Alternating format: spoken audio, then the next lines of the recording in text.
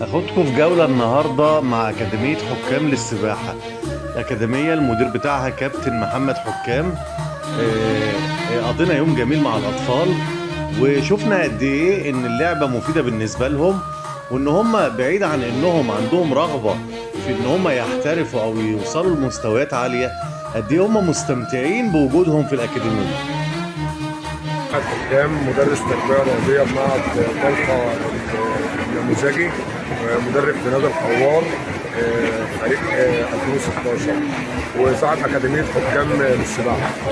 احنا النهارده في حمام السباحه بملعب شيكو، وانت في اماكن تانية انت بتستقبل الناس فيها ان شاء الله في شيكو، ومتواجدين في البطوله ان شاء الله، وبالنسبه للحوار اعضاء ان شاء الله.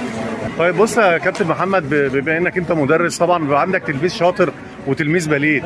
هل في تعليم السباحه بيبقى في حد شاطر وحد يعني في حد بيستوعب بسرعه؟ اكيد طبعا، في عندي فروق فرديه ما بين كل متدرب والتاني، وبتفرق طبعا ما بين كل واحد والتاني.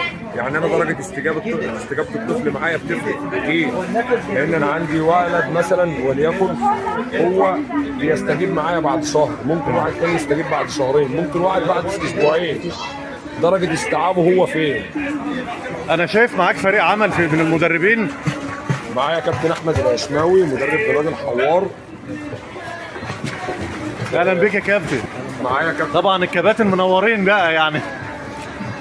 انا شايف الاعمار مختلفه يا كابتن محمد. طبعا، انا ما بقدرش اتحكم في حته الاعمار دي، ولكن انا بحاول اقرب ما بين الاعمار وبعضهم، بس في شغلي في المجموعات بتاعتي. معايا طبعا اخويا وحبيبي الكابتن محمد هويدي مدرب كره الميه في الحوار. اهلا بك كابتن هويدي. شايف كده التعليمات والصوت العالي، ربنا يكرمك يا رب. ازيك يا موسى؟ الحمد لله. انت كام سنه؟ 13 ومش في ال 14. بتتدرب في الحمام مع كابتن الحكام بقالك قد ايه؟ 3 شهور. وصلت لنتيجه كويسه؟ الحمد لله. انت واخد السباحه احتراف ولا هوايه؟ الاثنين. بتستمتع وانت بتعوم في الحمام؟ ان شاء الله نشوفك في الابطال. ان شاء الله. تعالى نوران. تعالى يا حبيبي. تعالى نوران شكلها صغير. ازيك يا نوران؟ كام سنه؟ يعني 13 ماشي في 13. عايزه تبقى بطله ولا بتمارس السباحه هوايه؟ عايزه تبقى بطله. بقالك كام شهر بتتدربي؟ 3 شهور. بتقدري بقى تعومي لوحدك دلوقتي ولا لازم يكون حد جنبك؟ لا، ببقى لوحدي عادي. خدتي قد ايه فتره عشان تقدري تقف في المايه لوحدك؟ مثلا شهر ونص. شهر ونص. ربنا يوفقك يا رب. حبيبه اسمها كام سنه يا حبيبه؟ 8 سنين. في سنه كام؟ بتنصحي زمايلك في المدرسه ان هم يمارسوا السباحه؟ حاسه انك انت بتقضي وقت كويس مع زمايلك ومع المدربين كابتن حكام وبقيه المدربين؟ ربنا يوفقك يا رب، وان شاء الله نشوفك بقى في البطولات، ونشوفك في حاجات كويسه. سنه كام يا سلمى؟ ثالثه. مدرسه ايه؟ اطلع. مع الكابتن حكام هنا بالك قد ايه؟ يعني 3 شهور شهرين كده. تقريبا كلهم يا كابتن محمد معدل زمني واحد. طيب. السيزون يعتبر مثلا من نص 5 اول 6 كده، والحمد لله مش كلهم، في ناس جات لنا بعد كده، والحمد لله قدرنا الحمد لله ان احنا نعمل منهم حاجه كويسه زي ما حضرتك شفتوا وصورتهم. طيب انا بحييك يا سلمى، ونكمل مع الكابتن محمد لان شايف معاه حد صغير كده. انا بقى الكابتن حلا البطله بتاعتنا، بس هي تعبانه النهارده الف سلامه يا كابتن. مبسوطه معانا يا كابتن حلا. كلمك يعني هي بتبقى معاهم كده بتتدربي معاهم، بس النهارده اجازه. لا ربنا يديك الصحه يا رب، والف سلامه عليك. ومعانا ادهم بسم الله ما شاء الله من ادهم. تعالى يا ادهم بقى، احنا وقفنا عشان نكمل. مشرفه يعني. بالك قد ايه؟ السؤال المعتاد يا ادهم. يعني انت كده انت ادم واحد بقى. اتعلمت حاجات كتير برضه. اتعلمت ايه؟ طب قول لي اللي انت اتعلمته. اتعلمت عقدتين. ازاي اقف في الميه، بس دي في اسبوعين بس. والله دي صعبه، خلي بالك، يعني دي مهمه جدا لاي حد مثلا بيروح المصيف ولا حاجه. ما اعرفش اي حاجه بس. كنت جاي من الصفر هنا، حبيت السباحه وحبيت الميه. طب انا عايز اسالكم انتوا اللي تقولوا لي، الميه ساقعه، ناس بتقول في الشتاء الميه هتبقى ساقعه، تعوموا ازاي؟ عادي. عادي؟ بس هم بيعملوا فوطه للميه برضه. يعني الميه بتتسخن. لكن انتوا مش هتبقوا خايفين في الشتاء ما تنزلوا الميه. اموره الصغيره دي اتكلمت. تعالي. اسمك ايه؟ محدش يتكسف. ازيك يا نانسي؟ سنه كام؟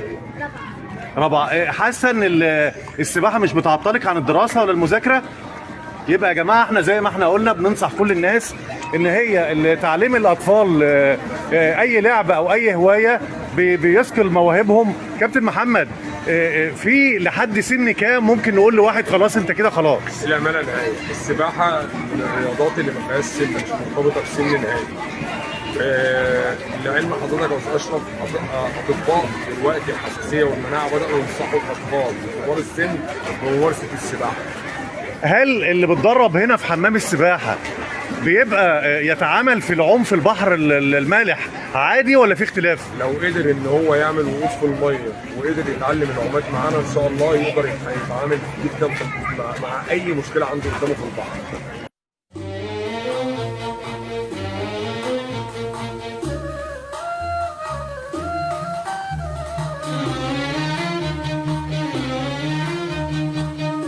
عايزك توجه كلمة للأهالي أو أولياء الأمور اللي بيفكروا مترددين إن هم يدخلوا أولادهم في أكاديميات السباحة. والله الكلمة اللي أنا أقدر أوجهها لهم إن أنا يعني أول حاجة حاولوا تختاروا الأكاديمية أو المكان اللي أنتوا هتتعاملوا معاه، ومش عيب إن أنت تسأل قبل ما تودي ابنك، لأن يعني كل الناس كويسين جدا، ولكن أنت عايز توصل ابنك لحد فين أو لأنهي مرحلة. وربنا يبارك للجميع ان شاء الله، ونكون عند حسن ظن الناس بينا يعني ان شاء الله. ربنا يوفقكم وقضينا وقت جميل معاكم، وان شاء الله نكرر لكم الزياره تاني باذن الله. التوفيق ان شاء الله. الشمس يا غالي، وانا لو نار تتعبني راح اتحمل سنه واتنين، سنه سنتين تغيب عني، لكن تهرب من الشوق فين لحد ما ترجع الايام عليك.